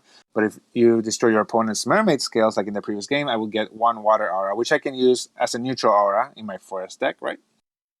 But there's some decks that run a lot of artifacts, like Ding Bell decks, right? They just want to get a lot of them out, a lot of aura, and drop a lot of Ding Bells. So these are very good. So 3 of those because they're really good. And I'm also running myself. I'm running one of the artifacts, the Forest God's Amber, which I can destroy my own artifact if needed, right? I bookmark a card and I generate an aura automatically. So that might be needed at times. The other thing that I will include, depending on my matchup, is actually Destroy Terra. Destroy Aura, sorry. Just because my deck doesn't run a lot of aura. It doesn't need a lot of aura. And you can really put your opponent behind if they are in a deck like Water, let's say, that does require a lot more aura. Well, Surrogator has Surrogator in this particular build, but this is a very can be a powerful card when you're in a matchup that, once again, has a deck that really requires their high cost aura. Yeah, honestly, I'm surprised that more people haven't been playing that card. Right? Yeah, it is. Personally, like as I said, I'm not very competitive. If I was competitive, I would be playing this card. I think it is, especially if I have a low cost deck. But I do dislike the idea of destroying aura. It just sets the game back. Yeah. I think with Forest, the main reason that at least I wouldn't consider playing it was because it's a 4 cost, which is a lot for, at least if you're playing the deck like me, where you have a smaller amount of auras. Indeed. If you're only running 6 auras, yeah, and you draw that card early, it's just a dead card. It's a dead card, definitely. For this specific build, if for whatever reason I needed to hasten things up, I would also have the boost aura actually in my side. Just because it's a card that you can lose some life to enter Awaken, and then you can boost your critters a little bit more, right? And since we have such big numbers of board presence, this little extra damage can be a big difference. An extra, 15, 20, 10, whatever it is. Really cool art here by Victor Larson, by the way. Some nostalgic feelings when I watched that card. And so those are the ones that are from my from the neutral, which are important.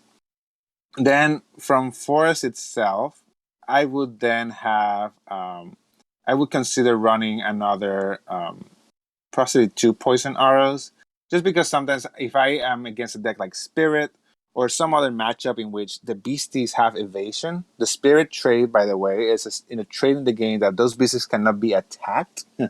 Well, you cannot declare attack against them, so they're a little hard to hit for my deck, and that's why I have first anniversary celebration. It allows me to take that Spirit trait off and hits for 25 damage.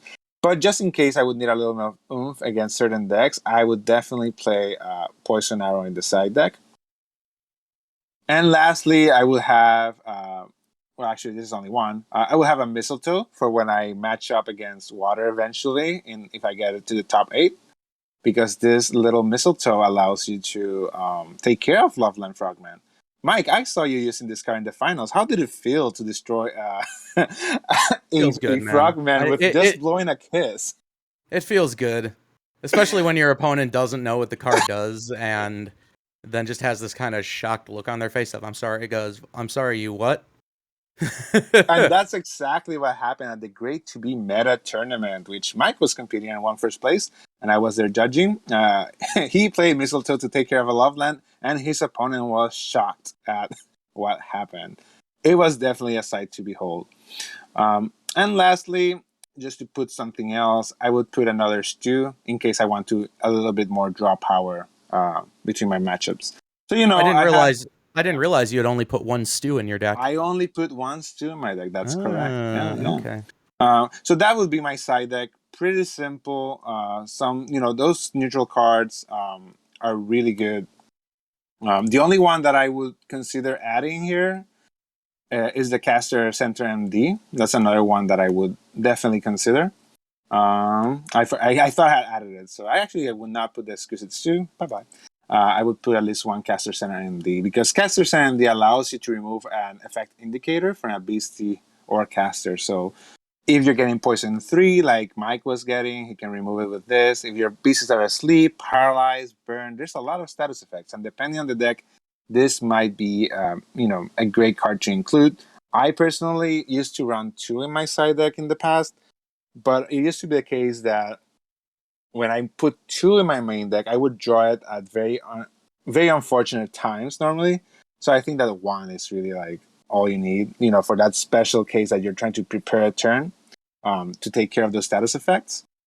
It does enter with fleet, so you can use it immediately, right? So you don't have to prepare a turn to use it, like other artifacts that entered fatigued. So that would be my 15 card side deck. What about you, Mike? What's your side deck? Well, I've grabbed some of the cards up here, kind of in the top left, for the sake of our cameraman, that I'm considering for this deck. I generally try to build my side deck around what I think the deck's weaker matchups are and what I'm expecting to see a lot of. So, for example, water is weak to lightning decks, so something like Quetzalcoatlus. But Quetz has not seen the most play recently, so I'm not as worried about that as much as I am something like Fearsome Critters, which is very techable against, but a lot of the cards in it are not. A lot of the cards that are teched against it are not cards that you would generally put in a main deck. So obviously I want the 2 first anniversary celebrations. I'm really considering this Tribe Tirade here. I know I want the Lightning in a Bottles because I regret not putting those in my main deck before. But we'll grab 4 Lightning in a Bottles just so I'm not taking up too much space in the side deck. Along with, did we grab the Smoky Spirits? What does that put us at? 10 cards?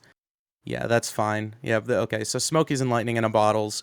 Chaos Crystal, because if you lose game 1, and you get to go first, and you can get out a Chaos Crystal, it's frequently hard for your opponent to deal with artifacts or anything like that on their first turn. So artifacts are very big if you can get them out early. Absorb Aura is also a consideration. That always has to be a consideration in any side deck, I think. Same thing with Exquisite Stew if you aren't playing it in the main deck. I've really missed not having those crabs in the last game, so those are there as well. Along with the Flying Manta Ray, which I think is just a very strong card. And then obviously Bubbling Brew because it just blows up Gumberoo. It does blow up Gumberoo. That's the card that I mentioned earlier. Well, allude to. I didn't mention it. And Wood Devil because it would help me deal with the snipes, but I don't know going in that I would predict to be going up against Arkansas snipes. However, worth pointing out, Wood Devil, I believe, is the only forest beastie with paralysis.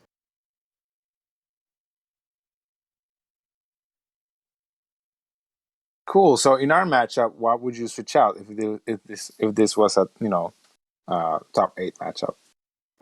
We're definitely putting in some. We're definitely grabbing the Bubbling Brews. Of course. I think we'll grab 1 crab, 2 tribe tirades, and fill up the rest with bubbling brews, which is just 1 spot, so 1 bubbling brew. I would like to put more in, though, actually. Is there anything here that I'm okay taking out?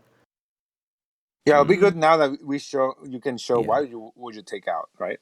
I think I would take out the crystal, because I feel like I get more of an immediate advantage from bubbling brew. Yep.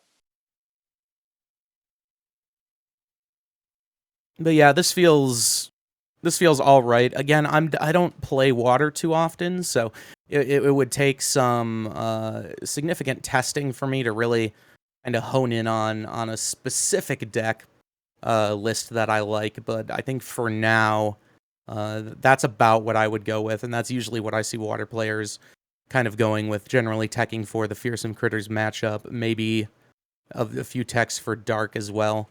But I notice I get Tribe Tirated quite a bit, and Bubbling Brood.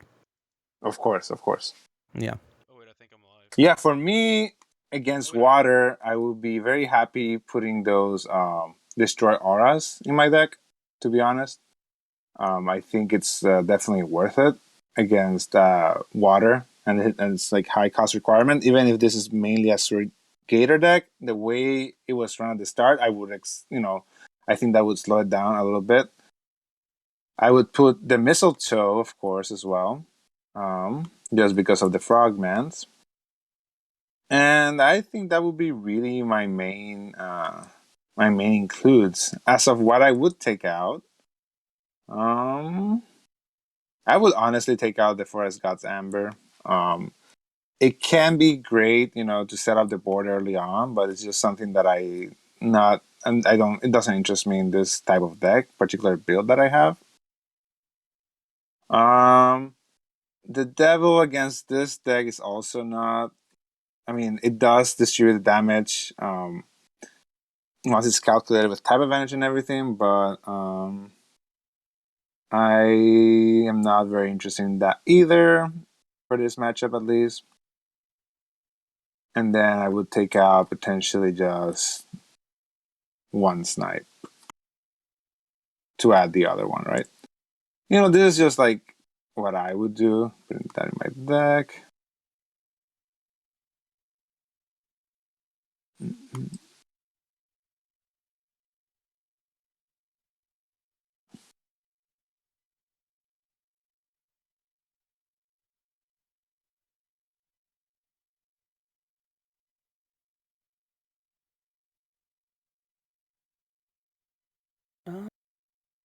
So Yeah, for no? me, while I'm looking at this, I just put all 15 cards into there because this is a matchup that I would want to do a lot of siding in.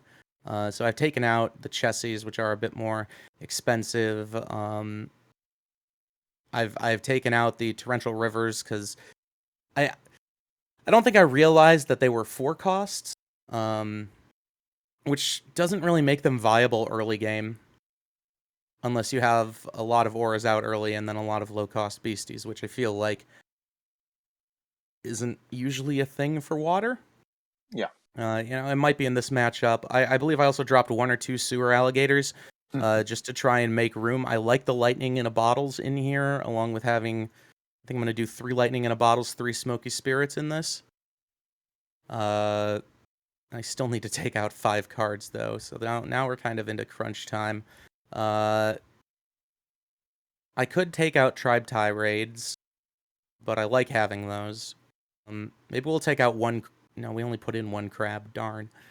I'll take out a Dampen because Forest doesn't have a ton of relevant spells. You have Growth and New Year, New Beginnings. And so long as I can stop one of those, I don't really care about the other. Because the deck, the thing with Fearsome Critters, its biggest advantage is its ability to play a lot of cards very quick. But that's also kind of its weakness because it just you're playing on top deck mode and just trying to make anything happen based off of what you draw. So we got 3 Smokies, 3 Lightning in a bottles. I think the Bubbling Brews and First Anniversaries will be enough to deal with fearsome critters. So maybe we'll drop 1 tribe tirade, and I still need to take out 3 more cards. So we'll take out another gator, because I had 10 of them, so I can afford to lose a few.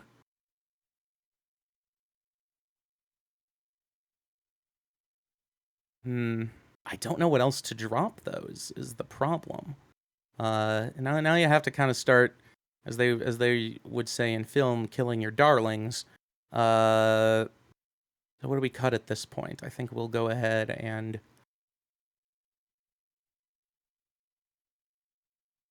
we'll cut the other tribe tirade, which feels a little sus to me, but okay. 6. Did I cut out 4 alligators? You might have. No, I cut out 3. Okay, I'm okay going down to 6 alligators, I feel like. So that should be 15 right there.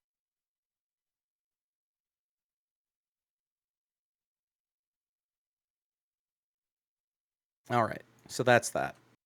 If you'll excuse me, someone is spamming me on Discord and I need to tell them I'm doing something. Of course. Yeah, but for those of you watching, if you're not familiar, side decking once you're in that top cut is definitely very important. We'll see. I know that the side decking that Mike has done will really change things around, because he was really close, right? And those lining up bottles and smoky spirits can definitely push him through. But that's why we're gonna do this side decking, and we're gonna play this match so you can see how big of a difference and how important side decking is, right?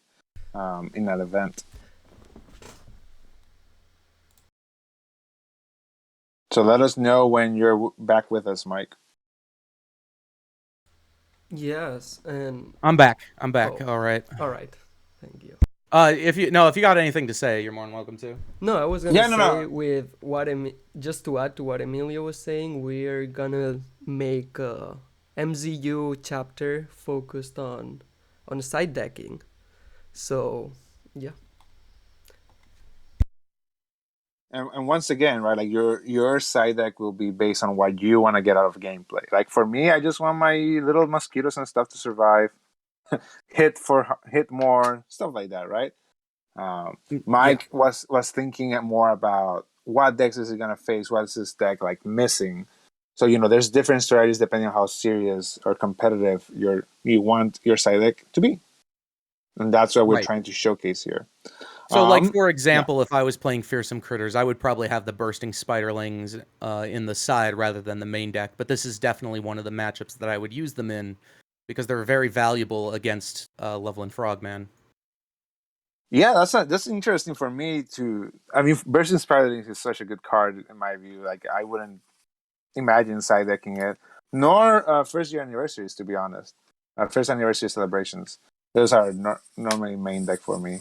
Yeah, but I usually have one in main deck, but that's just personal preference. Of course. So, in an official event, the player that lost will decide who goes first. So, Mike, are you going to go first? I would very much like to go first, yes. I currently in the game, I don't see much of a reason to go second. Yes. I think I'm going to keep this hand.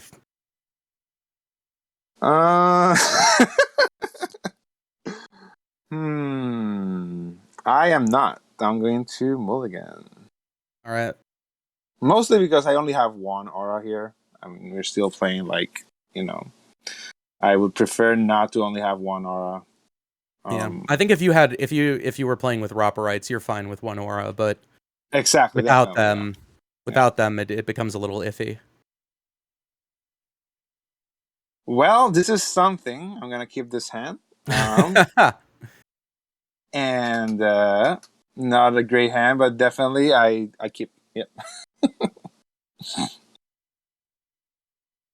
right. Well, I'm fine with it. Ready. Yeah. I'm fine with it not being a great hand. I'll go ahead and bookmark for turn. We'll keep that for later. Gonna go ahead, set down a water aura and contract some mermaid scales. And then I will ask you to say hello to my little friend. There's you. You've met him. You've met him. You love him. I've met him. And it's that'll be my turn. Okay. Great first turn. Okay, I'm gonna play an aura here. Fatiguing All right. for a little snipe. And then I'll pass. Okay. I'll go ahead and draw for my turn. Awaken my cards. Play another mermaid scale. That's a pretty good start. We'll fatigue the mermaid scale for a Loveland Frogman. I just hope there's not a rear of time. And fatigue the water aura for a that's first still anniversary bad, yeah. celebration. So no beasties have any traits until the end of my turn, which is very relevant for this matchup, especially with the snipes, because it means they lose flying. That's correct. And then I'll just hit you for 90 and pass. Only 90. Well, that's my turn, right? Yep. Okay. This is very interesting. Very interesting indeed. I'm in big trouble, but I'll play a second aura. And I am going to play a bookmark, which allows me to bookmark 2 cards. Which can get confusing. I play bookmark, which lets me bookmark twice. Yeah. Hot agreed. What? I don't know what card is that. Is that another game? Anyways, Could be. yeah, definitely. I hear it's slang for bookmark. Oh yeah, must be. Yeah. Yeah. And right now, that's all I'm going to do, which puts me in a bad situation with that frogman, allowing Mike to draw 2 cards this turn. Yep, your go. Indeed. We'll go ahead and draw our 2 cards instead of 1. Awaken my beasties. We'll go ahead and slap down that water aura there. Fatigue our mermaid scales and a water aura for the Wallowa Lake crustacean. That's the crabs. There's the crab. And then we'll fatigue a water aura for another sewer alligator. There you go. And then, should I do it, chat? Should I play it? Or should I wait? I'm gonna let chat decide what I do here.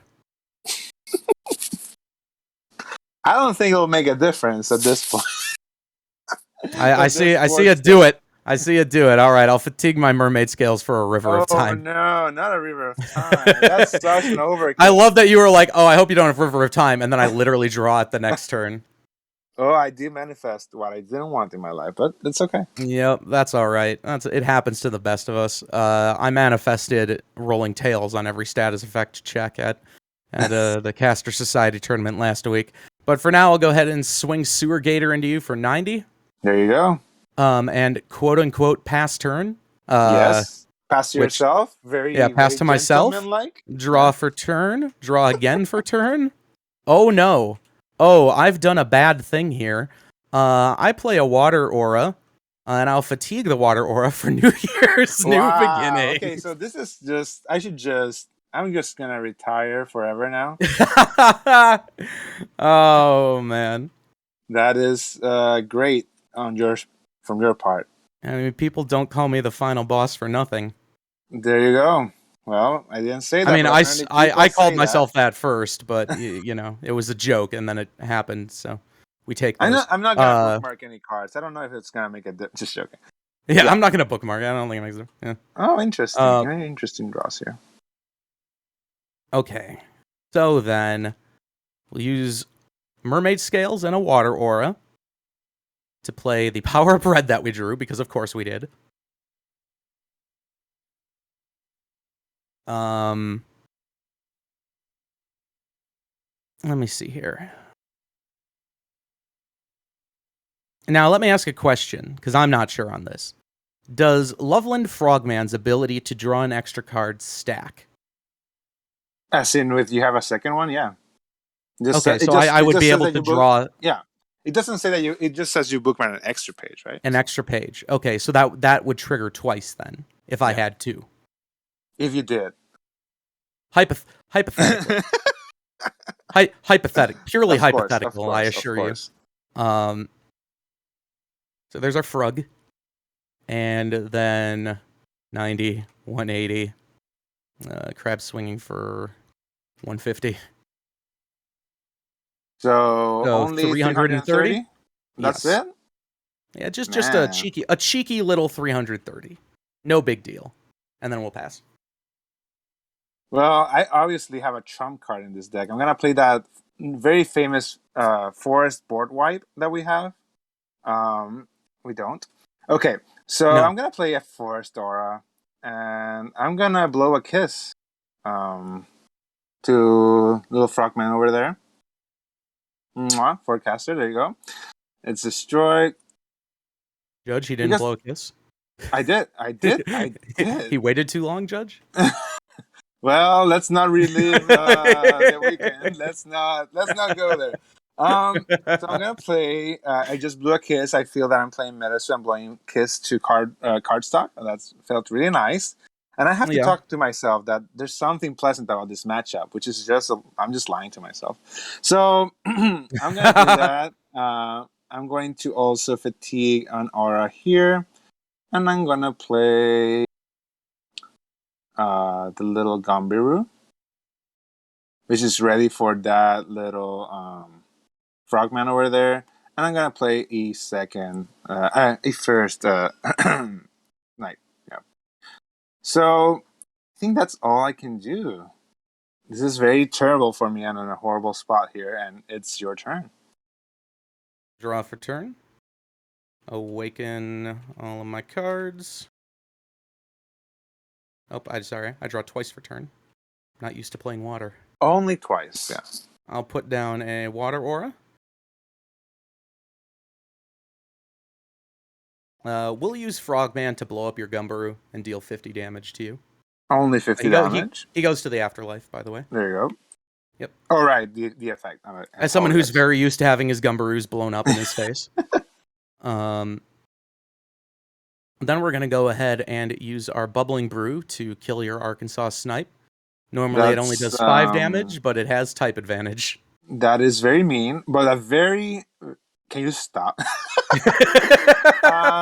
That's something very important for the chat and for our viewers. All cards do receive type advantage if the type advantage match, right? So this is a potion, but it is a flame potion, inflicting 5 damage to a forest. So it does get 20 extra from the type advantage. That being said, if it doesn't 25, do damage, if it doesn't do any damage to start out with, it does not just magically do 20 damage.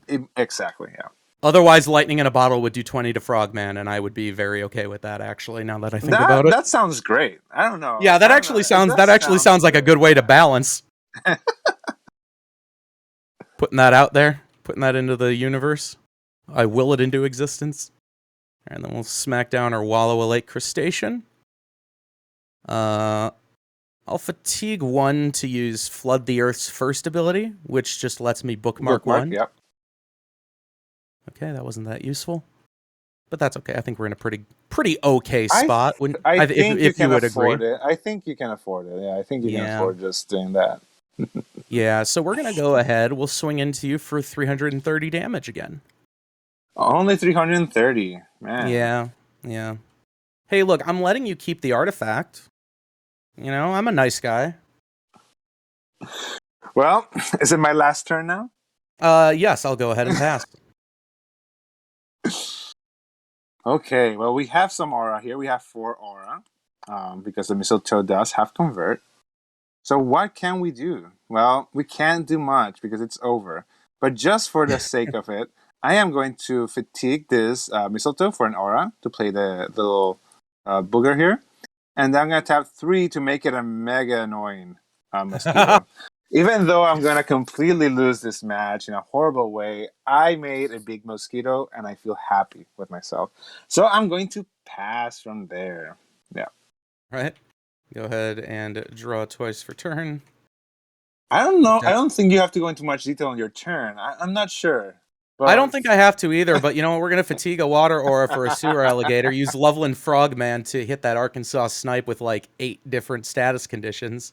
Well, since you're going to do it, you should do it. Come on, roll for burn and all. Yeah, we'll roll for burn. That's not bad. Yeah, the relevant one is sleep, let's be real. Paralyzed. And fear and scared, because of course, naturally. Oh, and don't forget confusion, of course. Oh yeah, yes, and confusion. Why is Frogman so busted? Frogman is a very gentle card, and I don't know what you're talking about. He just put 6 status conditions on me, but that's okay. Yeah. He's Yeah, cute. we're playing Jenga with the effect markers. To be fair, I did destroy one by blowing a kiss to it, so I think it's That's true. That's true. I think he was just getting some revenge for his friend. But then yeah, we'll just swing Crab into you for game. So how much is this? I'm negative what? Uh, No, I think I do think you have this turn. I'm not completely 330, sure. 380 damage. Yeah, 380 damage. Just a little 380. There you go. Well, that was fun. That And was fun. I enjoyed that a lot more than the first game. and once again, it shows you the importance of side decking. But once again, the tournament's first 6 or 5 rounds, whatever amount of rounds we have, you are not side decking, right? So it is. I don't know, Mike. What's on your mind, right? Like you know, obviously, a side deck is a very important part to playing competitively and to be strategic. But how do you balance a deck? How do you make a deck for this event? How are you going to approach it? How would you approach it? I mean, for me, I'm just going to go with whatever deck I feel like is most consistent.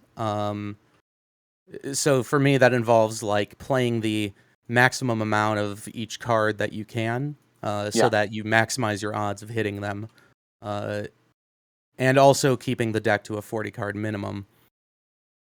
Definitely. Or to the 40 card minimum, not a 40 card minimum. And then for my side deck, it'll be decks that I expect to see in top 8. So primarily water, other fearsome critters, and dark. Although with this format, it could mix things up. We could see some frost in there, which might change some of my options for the side deck. But I think my main deck strategy stays about the same. At least if I'm playing fearsome critters, because that just has a very, as we saw earlier, it has a very solid game 1 when you don't have any of the various counters to the deck available to you. Definitely. I'm side decking now again because the deck has received a major speed up with the side decking. So I'm taking those destroy auras out and just putting 2 more beasties because why not? And that's really what I'm going to do for my side deck. Are you going to side deck, Mike? I think I'm going to leave things as they are here. Although, yeah. So we'll go ahead and we'll shuffle up, but I think we're good. So now we are tied, and we go to the tiebreaker. So let's see how that goes. I lost horribly, so I will go first. But now, I have to ask, is there a specific order in which people have to declare whether or not they're keeping their hands or mulliganing? Because I'm not aware of one, but I know a lot of people have suggested that it be the person going first chooses whether or not they keep their hand. Right now, I don't remember. Maybe some of the MCOs in this chat can help us with that. Because it doesn't come to mind at the moment. Like, I can't remember if I'm being honest. Mm-hmm. With that said, I am going to bookmark 7, and you should too, right? I have, yes, and I'm going to mulligan.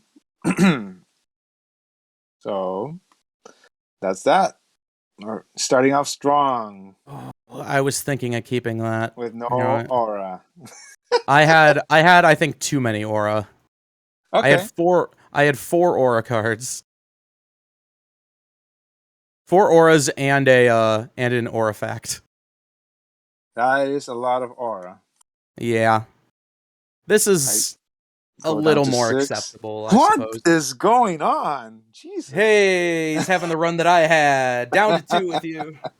And of course, I had the game where I had to mulligan down to 2 against Logan, who is another very, very strong player. It couldn't have been in a matchup against someone who was like new to the game that I might have actually had a little more than a 0% chance of winning against. Of course. This is very risky what I'm going to do, but I'm a risky player, so I'm gonna keep this hand. Okay. What about you? I'm gonna keep mine. It's okay. I can work with it. Okay. So we're ready to start then? I believe so. Okay. I'm gonna bookmark. Sounds good. Oh! I passed. Oh. Ooh. Can I get an oof in chat? Can I get lots of Fs in chat, please? Yeah, can we get some Fs in chat right now? Being a risky player did definitely not pay off.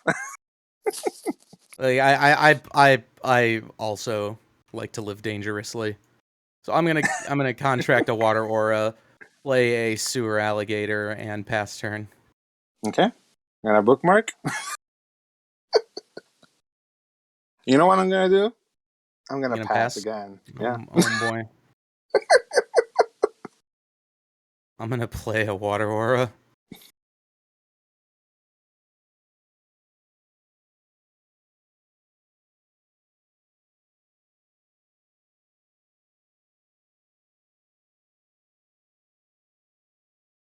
I'm gonna play River of Time. What? I haven't played anything. Are you guys in River of Time? What kind of overkill? Like, who are you? Like, It is not beneficial to me at all to do this. I just see. thought it would be funny. Well, you definitely get a reaction from me for doing that. Oh my god, I'll attack you with sewer alligator for 90 and pass turn to myself. There you Move the go. card at least 5 more times. I got you, fam. There you go. It's your turn. Alright. Draw. Basically, it's the same thing as me going, because I'm probably not gonna draw aura again. So it's just the same thing. And then we'll swing into you for another 90. Okay, yeah. And then I'll lightning in a bottle and swing into you for another 90. Well, that is what I get for doing the things I did. And then I'll go ahead and pass. There you go. I'm gonna bookmark. Oh my god. Hey, I have a forest aura. Hey. But the thing is that my friend here has 3 free aura, so I cannot do what I wanted to do. Because I know things like dampens have, and I would be really afraid to play the card that I was gonna play. So I'm just gonna play a Gumbrew. Okay. And I know that my friend here has side decked the Bubbling Brews, but this is the best I can do right now. Your turn. Good. I'll draw for turn and I'll play a Bubbling Brew. You see, I knew it. I hit for 50. There you go. Pretty straightforward game here. Can I get some toxics in chat for that? That felt kind of mean. I'm not gonna lie. I'll play another water aura and put down a sewer alligator, attack you for 90, and pass.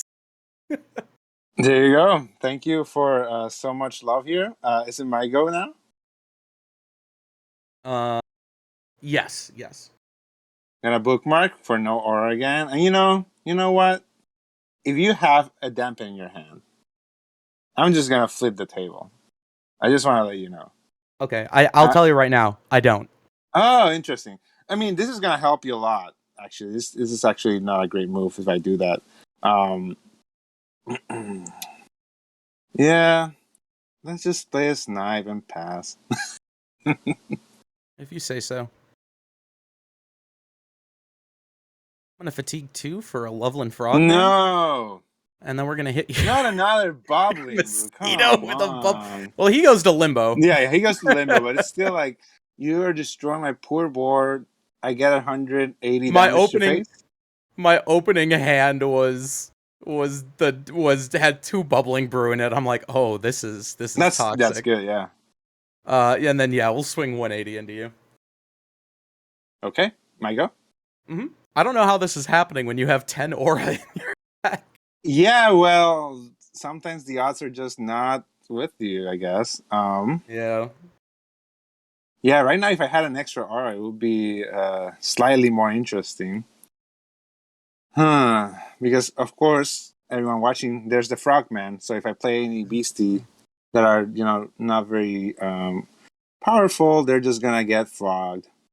It's not great.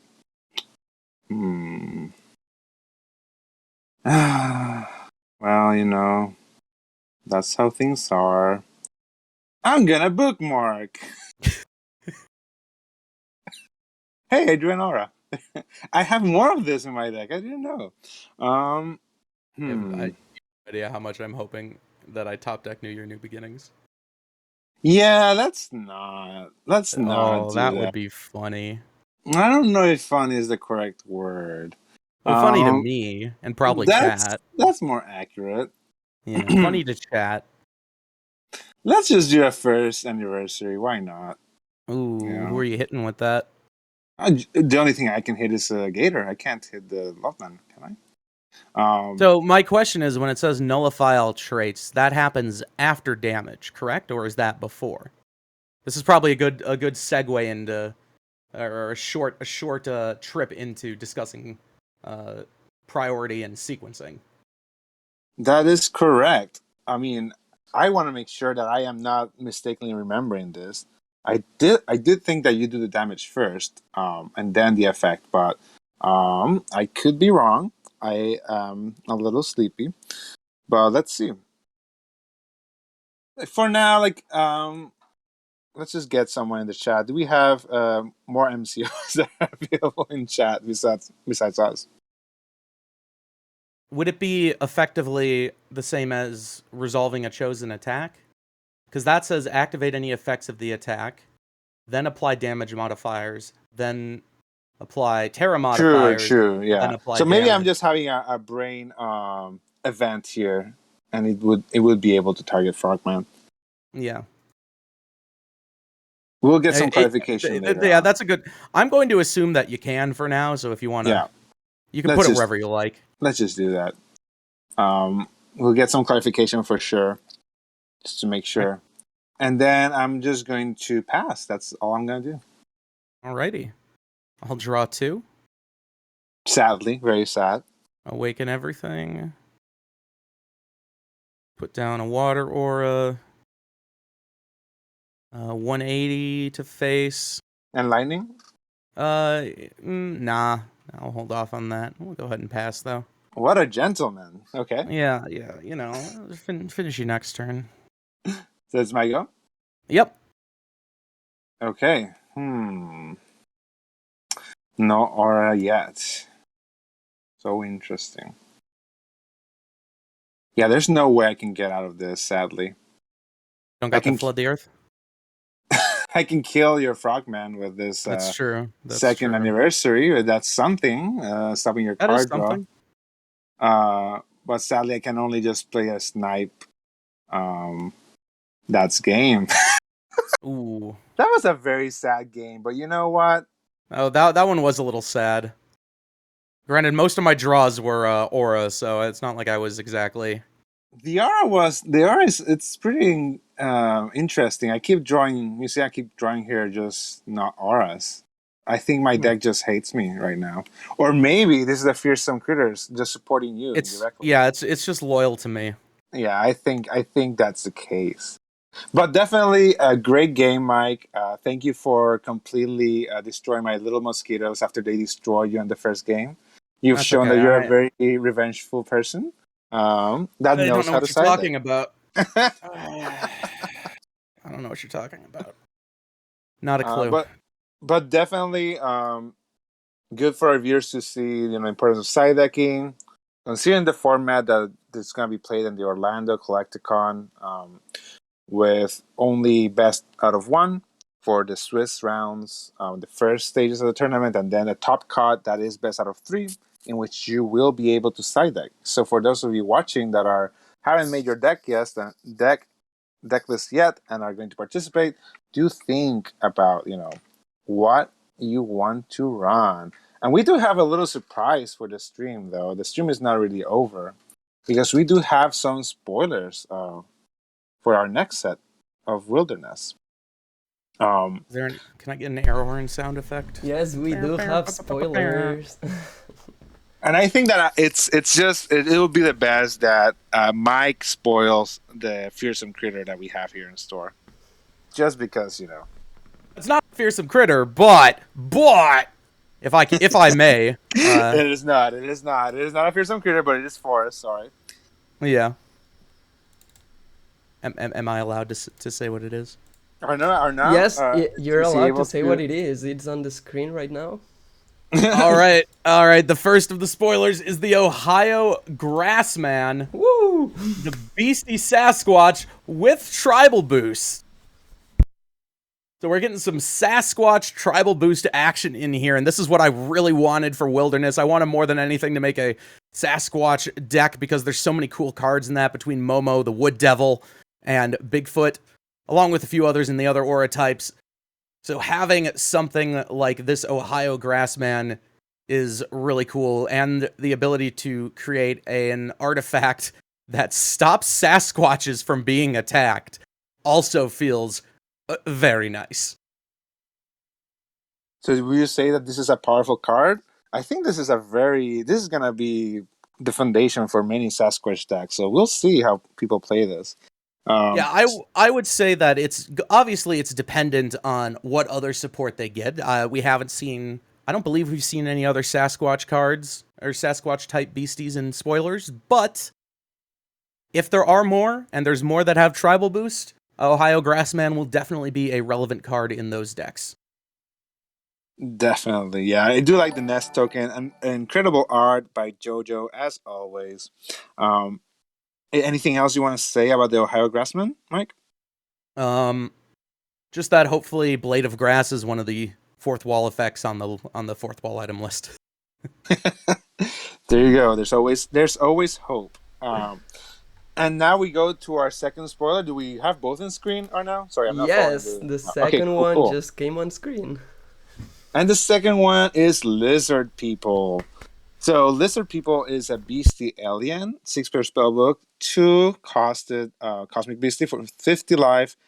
When it enters the field, when it's contracted, not when it enters the field, you search your spell for a beastie alien and place it into your chapter. In addition, when you ambush with the Lizard People, you get to look at the top page of your spellbook just to know what's coming, and it gets a boost from stars for 25 attack. So great beastie. It has the nighttime from nightfall on the back there, done by Pancho, both the nighttime from nightfall and the art for this card done by Pancho. And of course, you have the Lizard People being exposed in their, day-to-day office outfits, but they've been exposed as Lizard People.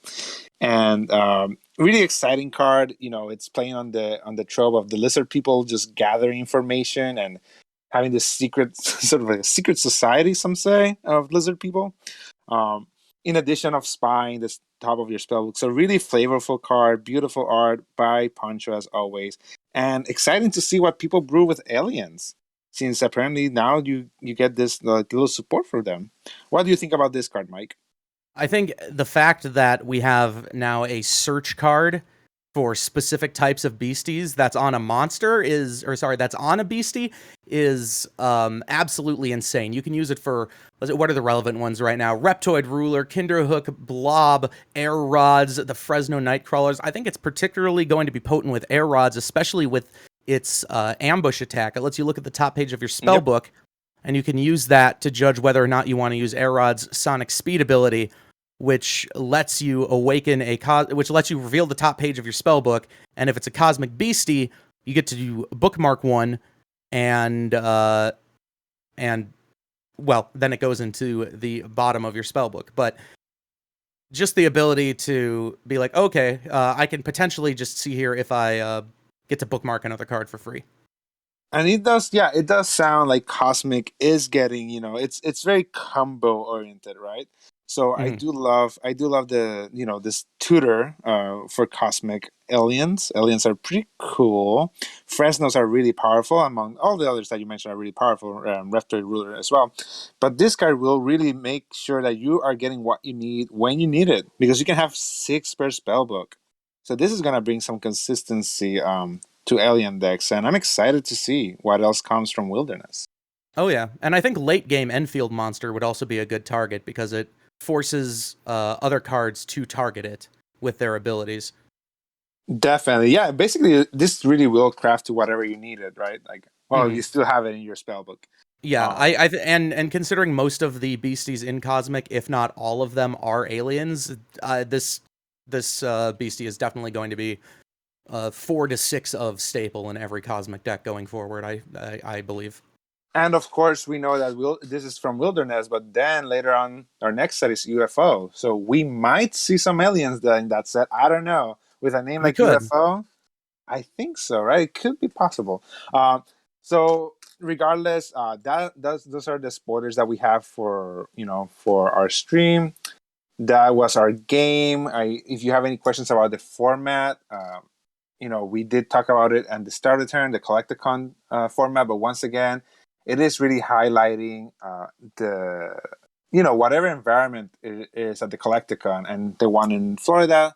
There's the announcement. There's the city, swamp, rivers, lakes, ocean, winter. So I think it's gonna be a fun time for everyone playing in that and future Collecticon events. I can tell you by being a judge in many of them or many of their past events, even people like me that lost horribly in our match do have fun playing our game because it's just so it is a special game. Like, you're really connected with the lore of the cards, your environment, and it's just a fun time.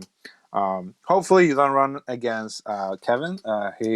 Kevin. Ooh, not Kevin. Michael. Kevin won't be playing. But Mike is kind of ruthless with his fearsome critters. If you decide to play that in the future. You make me sound so mean.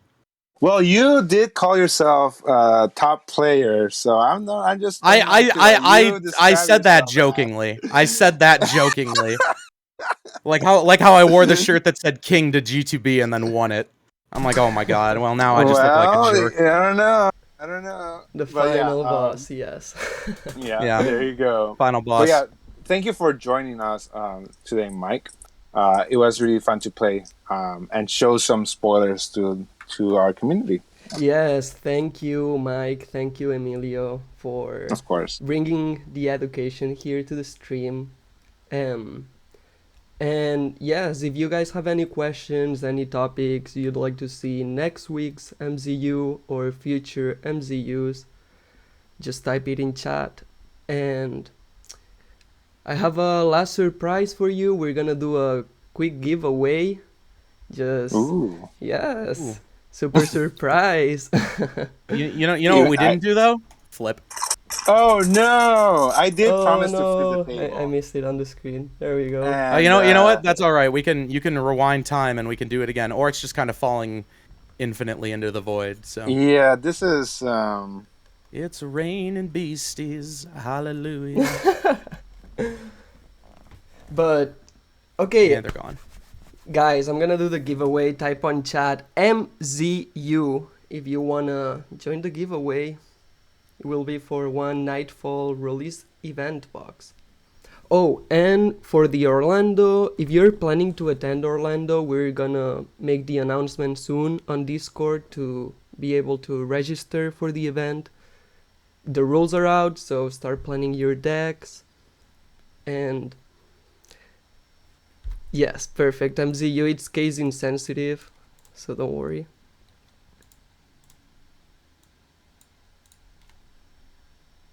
Good luck to everyone. Yeah, good luck. I see more people joining. I'm gonna leave it open for 10 more seconds and then roll it. But yes, thank you, Mike. Thank you, Emilio. This was tons of fun. Hope you guys come to MZU again. Well, definitely, if we're invited, we'll come back. 100%. I don't know if I'm gonna come back with mosquitoes. I don't know if that was a good choice. I do feel that it was a win-win situation. Either mosquitoes get squished and punished for all the hardships I got in my life, or I just passed on the hardships to someone else. But that first game was interesting. Nobody likes mosquitoes, let's be real. No one likes not drawing aura in a 10 aura deck. Also very true. Yes. Oh, well, congratulations, Sir Cristo, for winning the giveaway. Yes! What was the Gee. giveaway? It's a Nightfall release event deck. Oh, nice. Hey, you might be able to grab that spider grandmother and build yourself some fearsome critters. Oh, yes.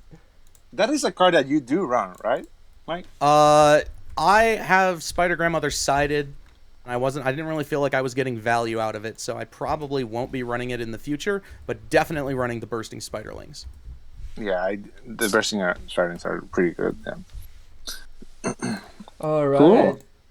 Yeah, Sir Cristo, DM me on Twitch. I added you as a friend, or DM me on Discord. Senor Ping, Arnau, I'm on the right side under the staff. Stuff. And with that, we finish the stream. Thank you, everyone. Thank you, guys. Yeah, And have a good one, and hope to see all of you in Orlando. hope to Yeah, see thanks for you- coming out, everybody. Yes. See you next week.